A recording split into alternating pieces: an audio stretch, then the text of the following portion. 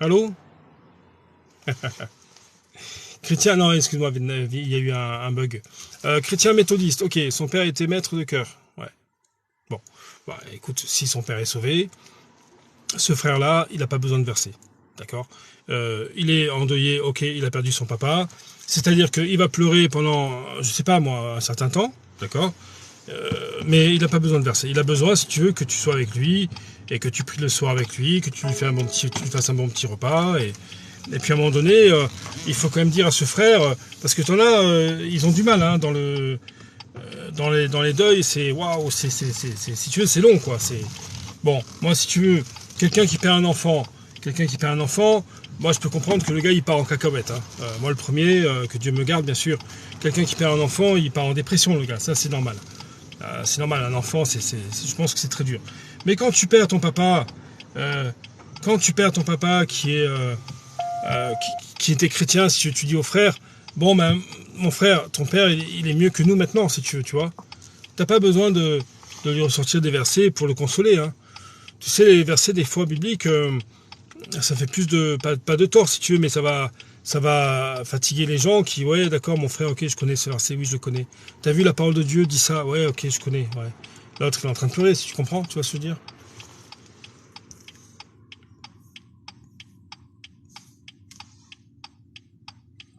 On m'a dit que je pouvais aller me faire imposer les mains à Limoges, ouais, voilà. Ça.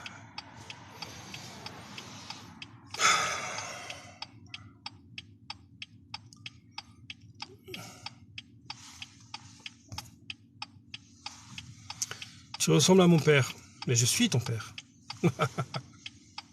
Grosse révélation. Je suis ton père.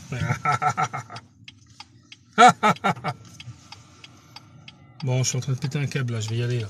D'accord. Je me gare. J'essaie de pas cartonner la voiture. Yes, baby. Yeah. Rock'n'roll.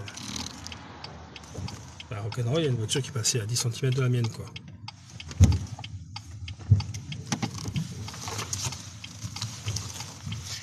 Yes, man. Heureusement, c'est une auto-école qui monte.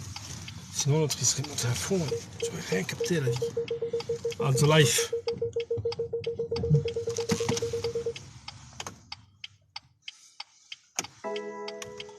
Fermez le message. D'accord. Voilà, les amis. Bon, Nat. Nat, ça va?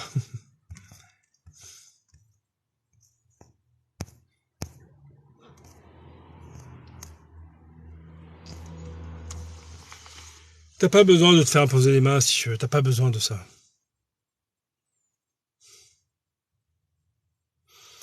Est-ce que c'est vrai que dans la Bible, il est mentionné qu'un autre prophète allait apparaître? Non, c'est faux. Voilà. C'est faux, faux et archi faux. Non, non, je te dis la vérité, c'est faux. Ce n'est pas vrai. Voilà. C'est faux. Voilà. Oui ou non, bah c'est non.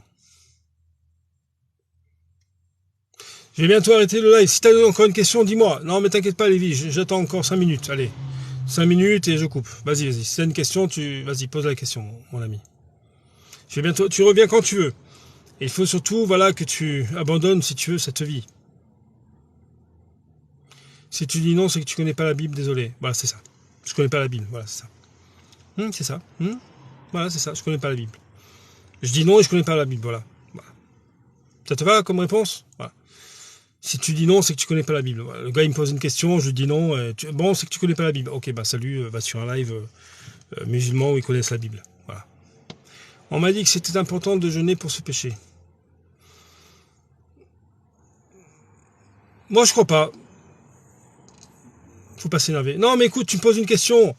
Tu pars oui ou pas non, je te dis non, c'est faux, et toi tu me dis si tu dis non, c'est que tu connais pas la Bible. Eh ben va sur un live musulman où ils connaissent la Bible. Qu'est-ce que tu veux que je te dise? M'énerve pas. Je te dis que non, c'est faux. C'est faux parce que c'est faux. La Bible ne parle pas d'un autre prophète qui doit arriver après Jésus. Point. C'est tout. C'est pas. C'est non. Non, je sais pas comment te dire. Non, quoi. N-O-N, no, no en anglais. Nada en espagnol. Nothing, nothing.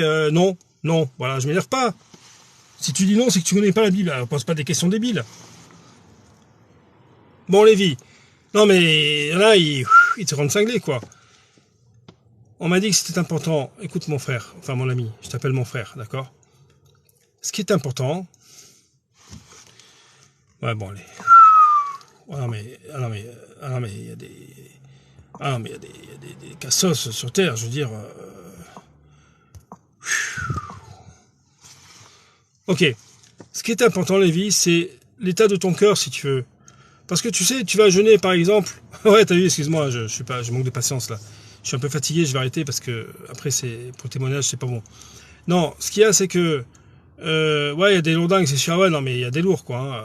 C'est faux, c'est faux. Il me pose une question, je lui dis non, c'est faux. Ok, ben... Ah, désolé, bon, bref. Et si tu veux, c'est une disposition de cœur. Parce que, imagine, tu vas jeûner pendant 2-3 jours à cause de ce péché-là, par exemple, d'accord? Et dans 3 jours après, tu vas remanger, mais la tentation sera toujours là. La tentation va revenir, si tu veux. C'est pas le fait de manger, c'est pas le fait qu'on t'impose les mains, c'est pas le fait qu'on va chasser le démon qui va te libérer de ce péché. Ce qu'il faut, toi, c'est que tu veux une disposition de cœur devant Dieu le Père, d'accord? Une disposition de cœur, ok? Donc, il faut à un moment donné que tu te places devant Dieu, tu dis voilà, Olivier m'a dit, mais pourquoi Olivier, moi, je te dis ça? Parce que la Bible le dit, que cette vie-là, c'est un péché.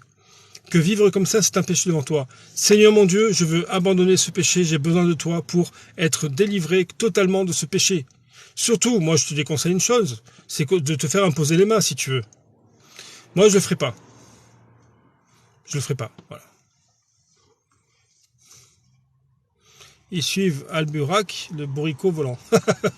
Qui c'est lui Alburac? Il devrait y avoir 2 prophètes pendant la tribulation, je pense. Ouais, ça c'est à Jérusalem. C'est Moïse et Élie qui vont bien sûr revenir. À Jérusalem, bien sûr. Tu comprends? Donc, regarde, je vais te dire une chose. Franchement, avant de couper, Lévi, je ne sais pas quand est-ce que je vais couper, mais bientôt. Parce que là, je commence à... Ah, je vais aller prendre 3 Temesta. Excuse-moi, mais non, je plaisante, hein, je vais pas le faire. Bon, Lévi, ce qu'il faut que tu fasses, si tu veux, c'est... N'écoute pas les gens. Je dis pas qu'il faut que tu m'écoutes à moi spécialement. Mais à un moment donné, n'écoute pas les gens. Il faut qu'on t'impose les mains. D'accord? Il faut que tu jeûnes. Ok? Il faut que si, il faut que l'autre. Que te dit Dieu? Que te dit Dieu? Tu te places devant lui en t'humiliant, à genoux, en pleurant s'il faut. Seigneur mon Dieu, je suis trop tenté. Je suis tenté, délivre-moi. Regarde le Notre Père. Reprends la prière du Notre Père s'il faut. Tu la prends par cœur, mais il faut que tu te la dises dans ton cœur. Notre Père qui est aux cieux, que ton nom, mon Père qui est au ciel, enfin aux cieux, que ton nom soit sanctifié, que ton règne vienne, que ta volonté soit faite sur la terre comme au ciel. Donne-moi aujourd'hui le pain nécessaire quotidien. Pardonne-moi mes péchés comme je pardonne aussi qui m'ont offensé. Ne me soumets pas à la tentation, ne me soumets pas à la tentation, mais délivre-moi du mal. Ça veut dire, ne me laisse pas dans la tentation, si tu veux, ne me laisse pas dans cette tentation permanente, mais délivre-moi du mal. Ensuite, le secret, Lévi, c'est, regarde ce verset, si le sarment ne reste attaché au cep, tu sais ce que c'est un sarment et un cep. Donc le sarment, c'est le sarment de la vigne. Le cep, c'est le pied de la vigne. Si le sarment ne reste attaché au cep, tu ne peux pas porter de fruits.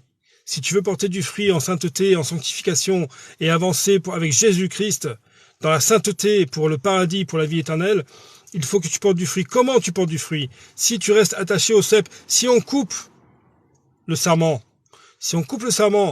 il sèche et il meurt. Tu comprends? Il faut que tu restes attaché à Jésus-Christ.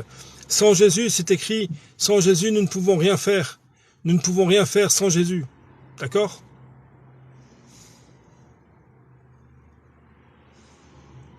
Il faut que tu restes tous les jours, matin et soir. Tu prends la parole de Dieu et tu pries tous les jours. Seigneur, aujourd'hui, je pense que je vais te tenter, c'est possible. Je vais te tenter, garde-moi de la tentation et garde-moi de chuter dans ce péché. Seigneur, l'homosexe, tout ça, c'est une abomination. Ouais. Non mais t'inquiète pas mon frère, c'est pour toi Lévi que je dis ça. C'est beau parce que, pourquoi c'est beau? Parce que ce n'est pas parce que moi je le dis, c'est la parole de Dieu qui le dit.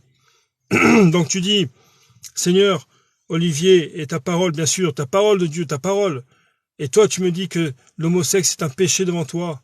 C'est une abomination. Parce que Dieu n'a pas créé l'homme pour aller avec l'homme. Dieu n'a pas créé la femme pour aller avec la femme. Dieu a créé l'homme pour aller avec la femme et dans le mariage en plus. Dans le mariage, il va te falloir te marier avec une femme, mon ami. Parce que ça, c'est la vie normale, si tu veux. Le monde te fait croire l'inverse. Le monde maintenant envoie des transsexuels dans les maternelles pour faire croire avec des gamins de 5 ans que plus tard ils pourront se faire opérer pour devenir une femme ou un garçon. Mais c'est un mensonge diabolique. C'est un mensonge diabolique. Donc tu comprends, mon ami, c'est que le monde est diabolique et le monde te fait croire que tu peux vivre dans ce péché. Mais Dieu te dit non, c'est une abomination à mes yeux, tu es condamné, tu vas en enfer si tu continues. Et là maintenant, il faut que tu restes. Ah oui, quelle horreur, bah oui, quelle horreur les transsexuels. Mais où est-ce qu'on... Mais le monde part complètement à volo, les amis. Bien sûr que le Seigneur va te bénir, Lévi. Le Seigneur va te bénir. Moi, je voudrais m'abonner à toi parce qu'il faut que tu trouves un rassemblement. On est amis maintenant. Ok, on est amis. Il faut que tu trouves un rassemblement baptiste. Dis-moi en message privé si autour de toi, tu as trouvé un rassemblement baptiste. D'accord?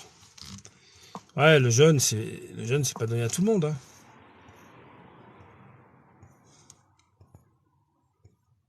Et puis c'est pas ça qui délivre spécialement. Hein. Ouais, Nat, j'ai dit dans 3 heures. Ok, je vous fais un bisou, ok? Ok, écoute-moi, je te donne encore un verset, Lévi. Un dernier verset, écoute bien. Hein. Ce sont les violents qui s'emparent du royaume des cieux. Ce sont les violents qui sont... C'est pas violent, si tu veux, dans les actes. Pas violent, des fois, moi, je suis un peu dur dans mes paroles, d'accord? Mais non, il faut être doux, si tu veux. Mais ce sont les violents dans la foi, si tu veux, d'accord? Il faut que tu sois violent dans ta foi, maintenant. Seigneur, je vais faire comme Olivier, par exemple. Ou comme Paul, l'apôtre... Parce que moi, je suis pas un bon exemple, hein. Je suis pas un bon exemple, hein, franchement. Il faut que je fasse comme l'apôtre Paul. Il faut que je fasse comme l'apôtre Pierre. Il faut que je fasse comme l'apôtre Jean. Je veux te suivre, Seigneur Jésus. Je veux te servir. Je veux vivre pour toi. Je ne veux plus vivre dans le péché. Tu comprends? Il faut que tu prennes une position d'homme. Même si tu as vécu dans l'homosexe. Tu comprends? Il faut que tu prennes une position d'homme en Christ maintenant. D'homme pour Dieu. J'ai 22 ans, Seigneur. Je suis jeune. Je suis tenté, mais je veux vivre pour toi. Et je veux faire autour de moi des disciples de Jésus. Et moi, je veux être ton disciple. Ce sont les violents qui s'emparent du royaume des cieux. C'est-à-dire violents spirituellement. À un moment donné, il te faut comment dire, une discipline spirituelle. Ah ouais, parce que si tu te lèves le matin, ouais, c'est cool la vie. Non, tu prends la parole de Dieu, tu lis la parole de Dieu, tu pries, tu vas aller au rassemblement, tu vas prier avec les frères et sœurs, avec les frères. Et tu seras délivré de tout ça, mon ami, d'accord? Ce sont les violents qui s'emparent du royaume des cieux. Spirituellement violents, d'accord? On est d'accord, hein? Faut pas prendre une épée. Hein? À bientôt. Salut Nat, hein? Merci, hein? Bisous à Nat. Bisous, bisous. Hein? Bisous Joël, hein? Si Joël est là. Salut Esther, salut Maxime, salut les frères et sœurs. Big bisous, à bientôt. Ouais, t'inquiète pas Lévi. Reste avec Jésus, marche avec Jésus.